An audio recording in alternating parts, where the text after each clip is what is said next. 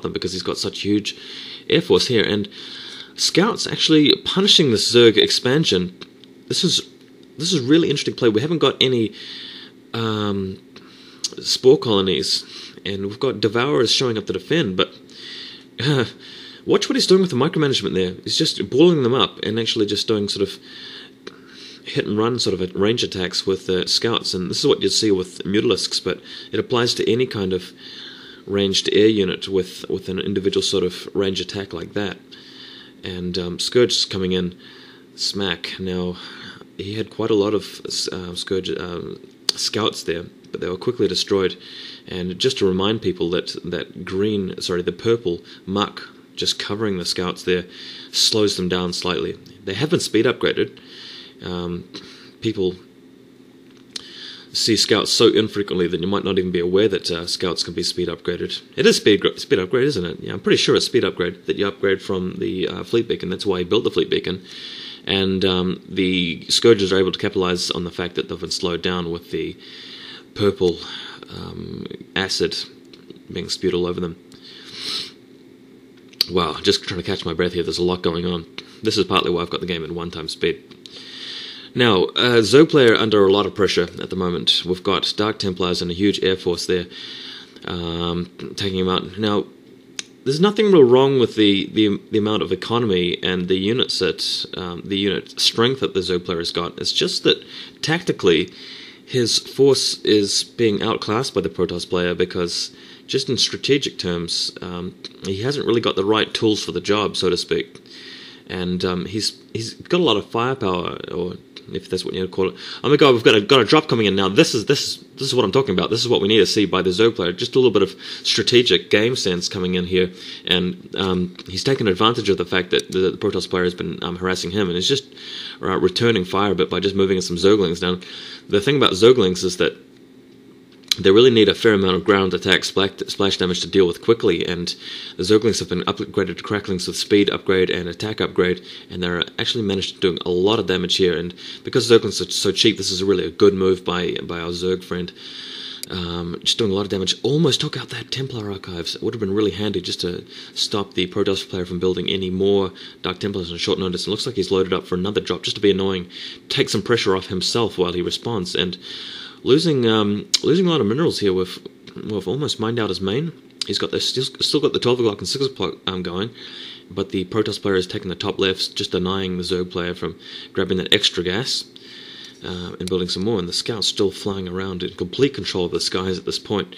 The Scourges have been unable to get rid of them, and looks like the Scouts are going to come in and fulfill their other role as a air-to-ground attack unit, and sniping both the Overlords and the drones, and that's one thing that the Corsairs can't do. Really makes these Scouts useful, and it's just amazing that we're seeing Scouts being so useful in this game. You rarely see Scouts coming in handy, and once again, let me just come back to this factor with the Hydralisks. We haven't seen a Hydralisk den at all, therefore we haven't seen any upgrades for the Hydralisks, and I don't think, because remember he actually cancelled those evolution chambers. It's going to be really hard for Zerg to switch to Hydralisk at this point. But his Ultraling forces have managed to eradicate the top left expansion, even though there were like 10 photon cannons there. The Scouts show up to do some damage to them, but very, very small air-to-ground attack by the Scouts. It's a real shame that he didn't catch more of those probes with some Zerglings, because they've made an exit and he's actually managed to save quite a lot. Archon's now coming in, so a little bit of a slight strategy change from the Protoss player, moving in with some Archons, and this will be really helpful against the Zerglings. I'm actually surprised that he didn't invest in, say, carriers or something, because he's got complete dominance of the skies. He's not really losing any air units. He's got so many of them, he can easily take out the Scourges, and the carriers would be really fantastic against the Zerg ground forces at this point. But hey, I mean, I guess Scouts are a little bit more maneuverable. Keep getting interrupted. This game is so fast-paced and action-packed. I'm sure you guys are enjoying it. I'm really having a blast with this game. But just back to what I was commentating about before, this Zerg's player is probably thinking, well, I need Hydralisks, but can I afford to go Hydralisks at this point? You know, I've already invested in Ultralisks and Zerglings and air units to get Hydralisks and make them effective, I'm going to need a lot, and I'm going to need to upgrade them. And he may really be sort of pressed for resources this time. He's got 2 fully working expansions. They are being harassed right now by the scouts, but he may just not have quite enough to really invest in a serious amount of Hydralisks at this point. But if he could, then his problems would I'd like to say they would be solved, because it would basically render the Protoss Air Force useless. He'd be able to move his Hydralisks, his overlords, in support of the Hydralisks and take out the Dark Templars, and it would really just be a matter of the Hydralisks versus the Archons, and all you need to really bring in is just a few more Ultralisks, and you can really just win the day. But, I mean, as I said, it just could be a matter of how much minerals he's got to spare. These Zerglings look like they're going to be able to do a little bit of damage, but I doubt it. Too many Dark Templars. And this annoying group of scouts just coming in and just taking their toll on the drones, just killing them one at a time, but it adds up. And I really feel like the Zerg player is running out of drones at this point, and it's going to really be hard for him to build up any momentum in this game, just continuing as he is. Maybe he needs to do like a few more drops on the Protoss base, because the Protoss player is a little bit short for cash as well. He's trying to get that expansion down the bottom right. I mean, it definitely looks like our Protoss friend G5 is winning. I'm prepared to say that he is, but it's still not a one-sided game to some extent, because economically it's fairly sort of evened up. I mean, he's got these. This is not so good. You really shouldn't be throwing in the Ultralisks like that when you know there's Dark Templars there. Ultralisks really cost a lot of gas and minerals, and you just can't afford to throw them away. I mean, if you're prepared to throw away a lot of Ultralisks, why not just bite the bullet and go for a huge strategy change and get Hydralisks? I mean, I sort of feel like that's what Zerg player ought to do, instead of throwing Ultralisks away. I mean, if he's got the money to do that, surely he's got the money to build some Hydralisks and upgrade them. But yeah, I mean, obviously he's under a lot of pressure in this game, and it's quite hard to make sort of calculated decisions. It's very easy to sort of commentate and see what the player's doing wrong if you've got vision, and if you're sort of got a laid back vantage point.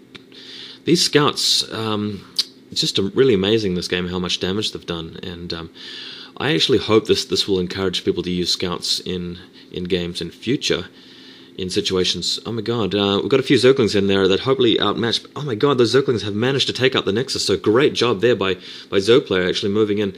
His Zergling use this game has been excellent. He's managed to drop some Zerglings at the top Protoss base, so we're actually running out of units here by Protoss. He's dealt with the Zerglings, but those were just a distraction down the bottom there. Ooh.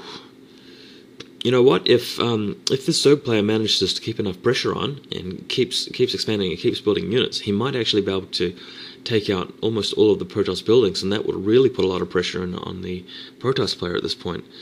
A Defiler out now. Ooh, that was a nice shot. Fuck, that was fantastic. We got a plague all over those scouts, and scouts have got 150 base health hit points, and unlike Terran, they can't repair their units, so that was pretty much almost 2/3 of their hit points permanently gone.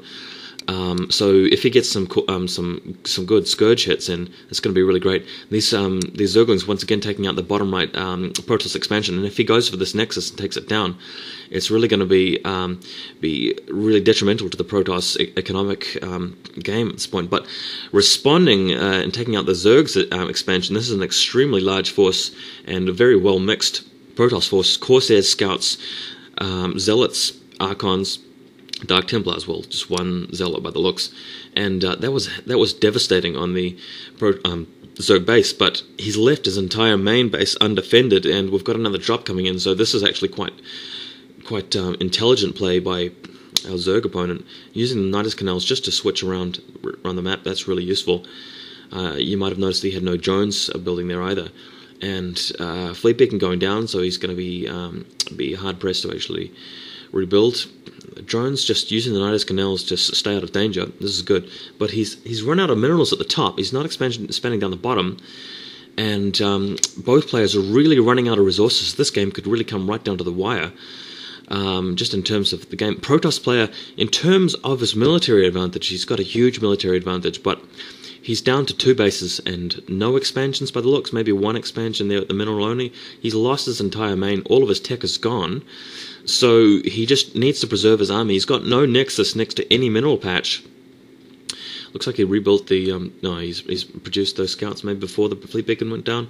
I'm not sure. Protoss player needs to play it carefully. We've got a lot of Zerg units coming in, and I've got to say that a lot of pressure is on our Protoss player here. This is not a one-sided game, despite all the units you can see there. Zerg player does not want to engage the Protoss forces directly. What he wants to do is just give them the runaround. Really wants to sort of use the overlords to put in some more drops, just threaten the Protoss